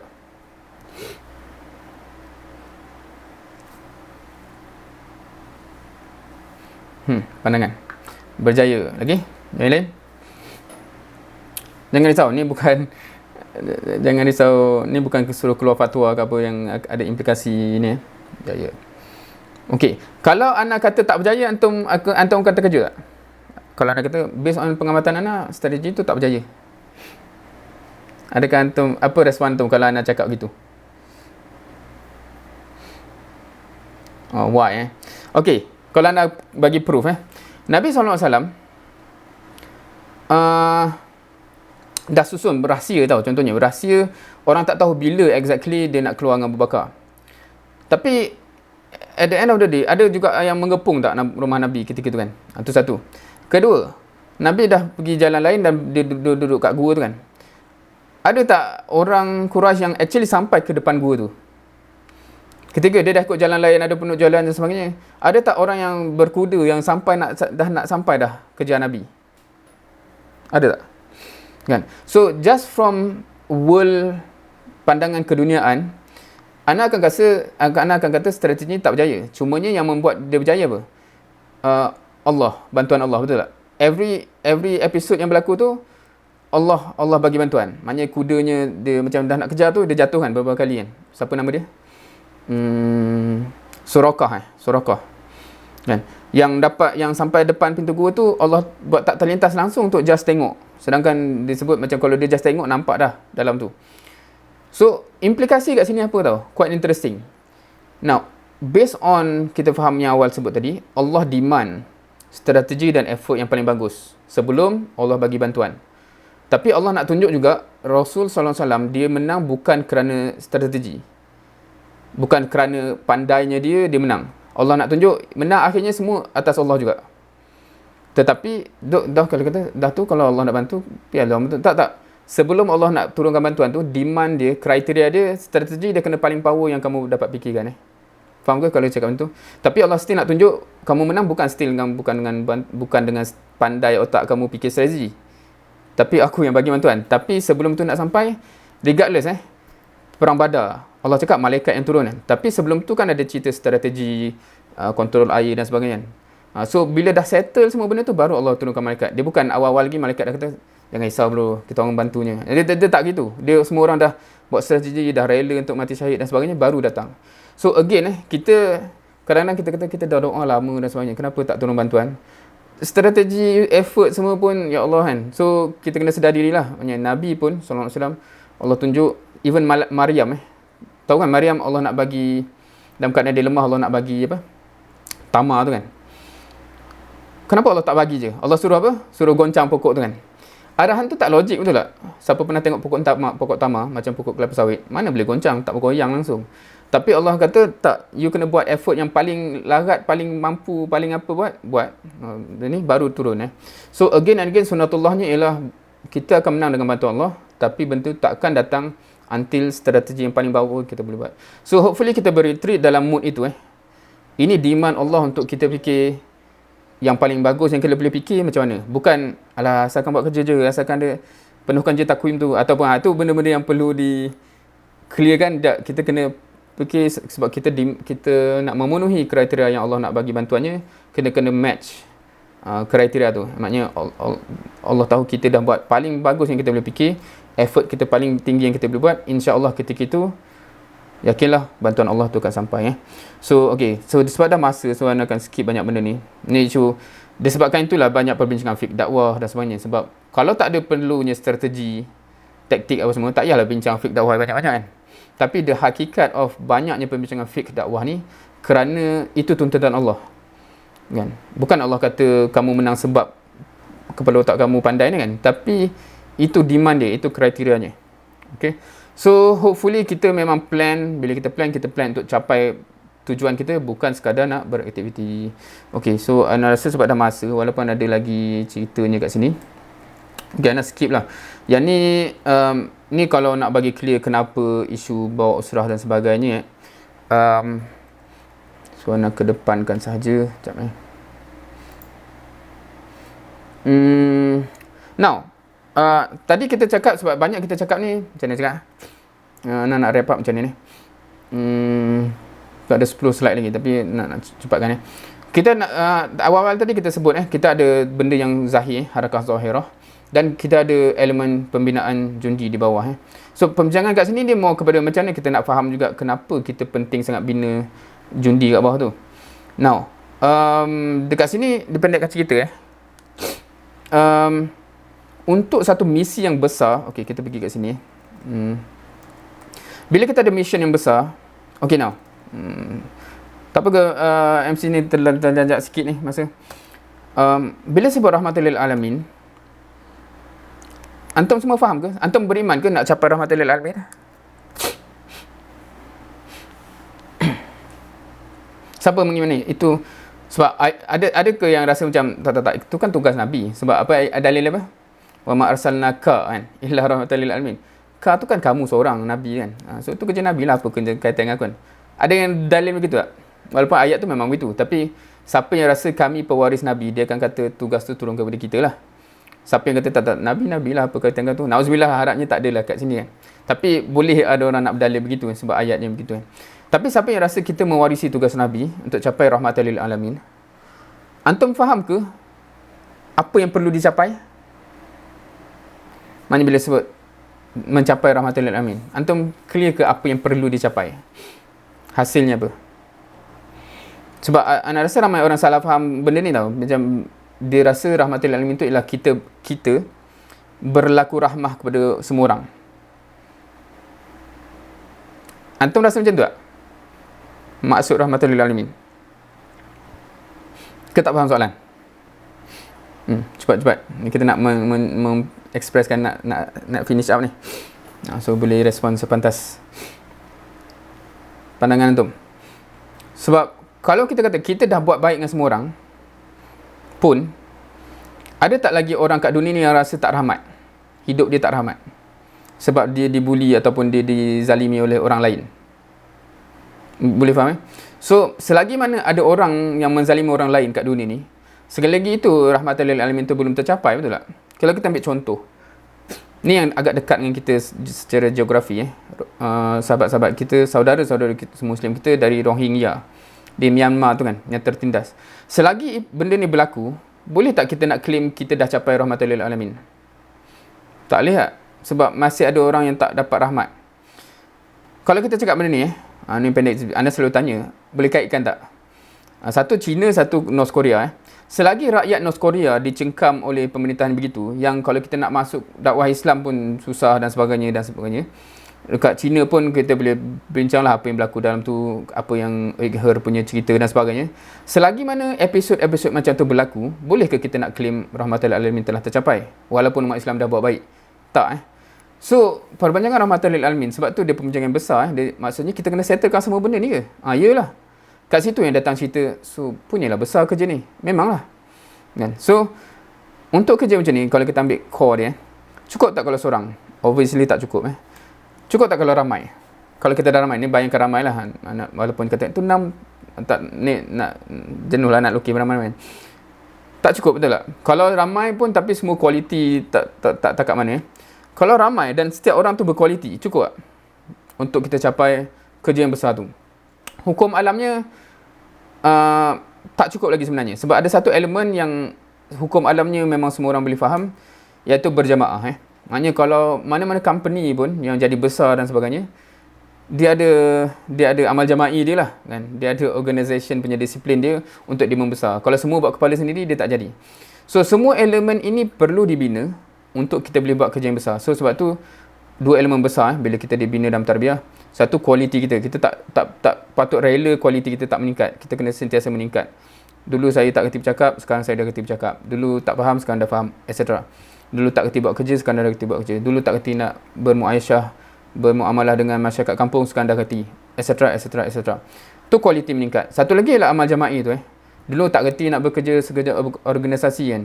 Syura ni apa, so sebab dia memerlukan certain disiplin dan rela untuk berdisiplin. So dua kualiti ni kita dibina. So ni ada tunjuk analogi perang lah. Anyway, dalam misi yang sebesar itu kalau kita kata normally kalau kita nak menang, sebab tadi ada tunjuk gambar game sebenarnya. Kalau kita dia tunjuk game macam nak menang game perang Dan nak tanya, perlu apa kalau nak menang macam tu? Satu, memang strategi kena power. Satu, memang execution kena mantap. Maknanya kalau kepala anak ni strategi punya power tapi tekan mouse punya lambat, kalah juga. So sama juga kita ke dalam organisasi ni. Kadang-kadang strategi power dah, kita retreat power bukan main. Tapi execution tu, dia turun, arahan tak sampai, orang tak faham, semua execution issue, fail juga. Tapi ada lagi satu prerequisite, yang kalau dalam game tu, dia embedded, dia program. Tapi dalam reality ni tak. Which is, perlu ada tentera. Kalau dalam bahasa kita, perlu ada jundi. Yang benda ni faham tak? Semua faham tak perbincangan ni? Jundi ni apa? Dan apa maksud kita? Apa yang kita bina? Okey, kalau kita ambil contoh contoh movie. Siapa pernah tengok movie ni? Siapa tengok gambar ni boleh teringat ni movie cerita apa? Ataupun semua astagfirullah tengok movie ataupun apa? Ada yang pernah tengok tak? Kok tak boleh mengaku Ada yang pernah tengok Pascal tak? Sebab ni dia cerita Pascal. Betul. So, ingat episod ni Episod ni masa dia nak kena assemble team dia kan. Lepas tu masa dia nak assemble ni, Ana just snapshot babak-babak dia. Ada seorang mamat ni tengah baca buku. Lepas tu terus baca message kan. Masjid panggilan tu. Yang ni tengah makan kat kedai makan. Mula seorang ni terbaca message dia. Yang mamat ni pun baca juga. Lepas tu dia terus buat apa? Dia terus cium dahi isteri dia, terus gerak kan. Seorang ni lagi best. Dah tunggu inline nak boarding dah. Lepas tu baca message. Dia pegang tiket dengan pasport lagi tu kan. Terus kalau siapa baca subtitle tu, sorry lah sayang, ni bahasa Inggeris dia kan. Sorry lah sayang tak dapat balik kali ni kan. Jumpa lagi next time. So lepas tu semua sampai dengan pakaian macam tu lagi. Tu satu cerita lah movie kan. Tapi nak katanya itu benchmark jundi lah basically. Maknanya bila kita siap sami'na wa ta'na, macam ready to go laksanakan arahan ni. Now, of course itu movie, orang kata lah tu movie Tetapi kita ambil contoh yang real Semua kenal nama ni, Salahuddin Al-Ayyubi ataupun Muhammad Al-Fatih? Kenal Now, nama dia orang famous, betul tak? Tapi adakah dia orang yang mencapai apa yang dia orang capai? Ataupun sebenarnya ada ratusan ribu di belakang dia tentera yang menjayakan apa yang diarahkan? Faham kan? Muhammad Al-Fatih, tahu kisah dia yang famous tak? Macam mana terbukanya Constantinople? Tahu kisahnya?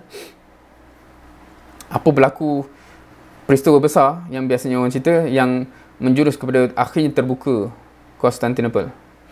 Tahu tak cerita? Siapa tahu? Ataupun tak pernah dengar cerita. Kan dia basically apa yang berlaku? Kok ada yang tahu? Ke semua tak pernah dengar ni? Basically sebab dia basic datang armada kan.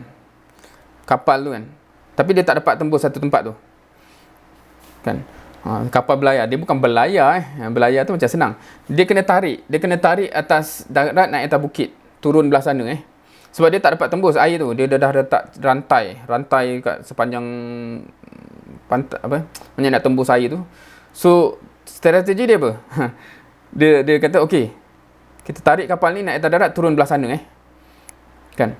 Dia bukan kapal tu berlayar, mana boleh kapal berlayar dalam darat ni cerita apa pula. Tapi dia memang dia nak turun kat belah sana tu, dia kena naik. So siapa yang tarik kapal tu? Adakah Muhammad Al-Fatih pergi tarik kapal seorang-seorang?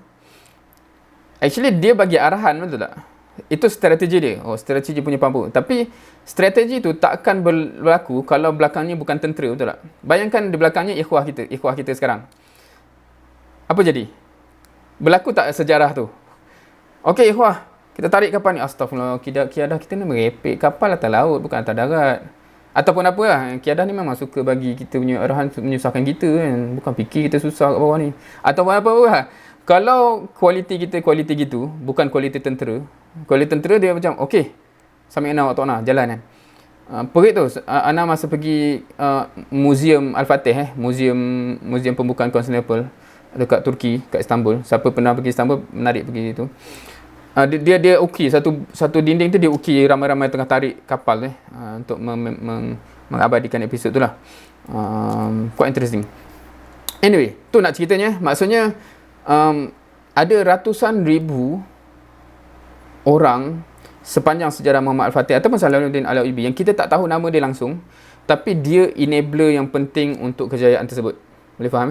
So sebab itulah kita faham benda ni, kita akan kata part of tu ialah kita berstrategi, tapi kita kena rekrut dan bina orang yang jadi kualiti tentera supaya boleh menjayakan agenda yang besar. So bila kita cakap pasal usrah apa semua tu, dia melatih benda tu. So itu okay, siapa yang yakin nak capai rahmatul lil alamin, nak tak nak dia akan balik kepada conclusion tadi. Nak tak nak perlu kepada jemaah untuk jayakan, nak tak nak perlu ada soft dan jundi tadi, dan sebab itulah kita ada sistem usrah tu. So benda ni parallel maknanya kita ada strategi yang kita nak buat perubahan di luar dan juga di dalam. Okay, so ni ada tajuk lain lah, maksudnya siapa yang faham khalifah ataupun syahadatul haq ataupun rahmatul alamin, conclusion dia sama, kita kena bina jundi. So nak pendekkan cerita, semua video ni boleh tengok, available je kalau antum pergi sana. Siapa yang tak pernah dengar lah, siapa yang dah pernah dengar, no worries ni kalau yang tak pernah dengar, especially anda perasan ada ikhwah-ikhwah yang tak tahu hujung pangkal kenapa tarbiyah ni kan, untuk apa. Okay, so untuk tutup akhirnya sebenarnya kita nak bagi impact yang real kepada dunia ni kan. So macam mana nak create impact? So satu, kita nak ada impact on the ground. So dan satu lagi kita nak bina jundi. So dua-dua benda ni serentak. So sebab itulah kita ada dua-dua sisi ni. Satu, memang kita dalam retreat ni mainly kebanyakannya kita fikir pasal dakwah ammah harakah zahirah kan. Apa projek, apa target kita nak capai di atas di atas zahir ni. Tetapi pada masa sama juga untuk benda ni boleh long term, kita akan kena bina jundi. Okey, Ana ni. Now, Ana rasa ni agak penting untuk antum settle dalam mindset antum dalam retreat. Yang ni kalau atas tu ni data daripada US rasanya.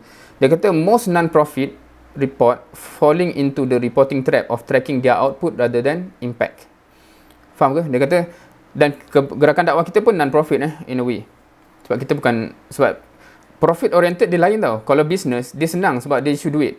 Kalau duit jatuh, then something wrong. Tapi non-profit ni dia jadi confused sebab apa? Sebab kita tak clear kita ni apa, macam mana kita nak tahu kita berjaya tak kan? So dia kata ramai yang falling into trap yang kita track output, kita tak track impact. Kat sini ada tangga-tangga ni, boleh nampak ke? So kalau kita track ni, yang nombor satu ni paling cikai lah, paling hampir kita bila kita tengok so JK ni macam mana pencapaian? Oh, kita dah buat 5 program. Tu nombor satu tu lah yang paling paling rendah lah darjatnya kan. Sepatutnya bukan itulah level kita. Boleh beza ke setiap satu ni? Satu tu kalau kita cakap kita just track nombor program kita buat. Oh, kita dah buat 5 program. Tu paling bawah sekali.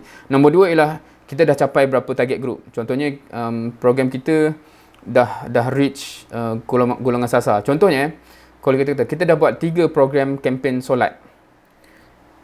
Lepas tu ramai datang tak? Ramai, semua happy. So ada tak golongan yang sebenarnya kita target yang orang yang tak solat yang datang? Oh tak ada, semua yang datang memang dah solat pun.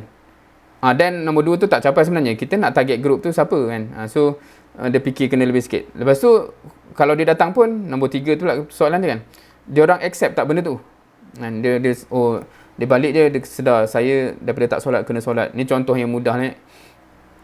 So kalau nombor 4 bukan sekadar tu, attitude dia berubah, behavior dia berubah, living condition dia berubah dan society berubah as a whole. So kita boleh tengok boleh lah kan. Sebab kadang-kadang kebetulan last week masa usrah dengan anak surahana di UIA dalam harmoni juga, tentang harmoni juga tersembang lah pasal KPI ni. Dan anda tanyalah ada lagi ke KPI yang berbentuk berapa jumlah program dan sebagainya. Sebab anak saya itu amat lah, it's not a good KPI lah. Sebab dia macam just buat program tu belum tentu kita capai apa-apa kan. Apa yang kita nak capai sebenarnya. Ataupun yang lepas tu dia sebut jumlah like lah apa. So all those things kita kena faham sebaliknya apa yang kita nak capai kan. So itu pembincangan yang lebih detail lah. Anyway, so ni contoh contoh real impact di Malaysia. So anda tengok Ustaz Muhaimin kalau kenal, dia pernah cakap kalaulah statistik negara kita, statistik jenayah negara kita makin teruk, so ada function ke wujudnya gerakan dakwah yang macam-macam ni? Tak kisahlah apa-apa namanya.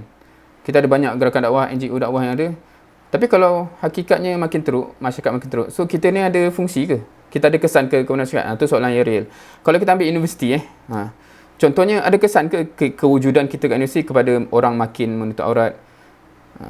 Setengah orang kata macam ni, kat USIM ni semua tutup aurat, ataupun UIA kan, semua tutup aurat. No, that's a false indication. Faham ke kalau nak cakap tu?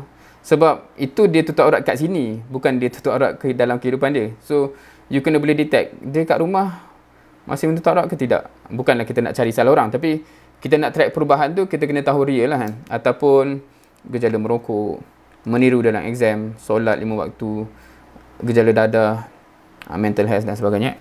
Okay, so kita kena target long term insyaAllah. So hopefully by now, akan tutup towards the end ni. Hopefully bila kita bincang tu, kita rasa kita memang kena clear kita nak capai perubahan apa. Sebab itulah bila kita cakap apa, dakwah tu kena clear apa hasil di hujungnya kita nak capai. Kalau kita dah buat semua yang sepatutnya buat dan logiknya dah boleh capai benda tu, dan Allah insyaAllah akan ganjari kita kan. Tetapi kalau effort kita tak sampai ke situ pun, kita tak boleh nak cakap asalkan buat something So harapnya itu dah clear. Wallahualam. So anda rasa gambaran ni pun dah clear, dua-dua sisi yang kita patut jayakan. Kalau kita rasa susahnya, of course anda rasa juga harapnya antum clear. Antum berada dan bekerja di IPT ni adalah training ground kepada dunia yang lebih mencabar di depan nanti. So siapa yang rasa mencabar masa student, then that's a good indication that you are being trained untuk strive di masa depan. Siapa yang rasa macam okey je dan sebagainya, takut kerisauan anak ialah banyak anak tengok kes ramai student yang masa student dia wujud tapi lepas tu tak, sebab dia tak boleh nak overcome the real challenge di luar. So ramai student yang tanya anak, biasa normal ke macam ni kan? Anak nak struggle punya banyak ni, nak balance study dah sibuk, dakwah lagi apa semua kan. Now hakikatnya anak kata dalam hidup ni macam tu. Ingatkan lepas study tak sibuk ke? Kerja, ada tambah keluarga lagi, anak-anak nak sekolah, financial responsibility apa semua tu, dakwah lagi. So normally orang yang boleh survive dan strive dan excel dalam ni, normally orang dah teruji masa student. So in a way, hopefully you can think positive in the sense that bila tu rasa cabaran-cabaran tu, hopefully itulah yang Allah letakkan untuk kita boleh sukses to the next level dalam dunia yang nyata insyaAllah. Sebab kalau kita tak diuji begitu, kita tak ready sebenarnya untuk dunia yang sebenar. So the road to success is through commitment, and in the end Jannatul Firdaus is worth fighting for. Wallahu alam. Ana minta maaf dah lebih 18 minit dah pun. Minta maaf banyak-banyak. Wallahu alam. Kembali kepada Daniel. Wallahu alam.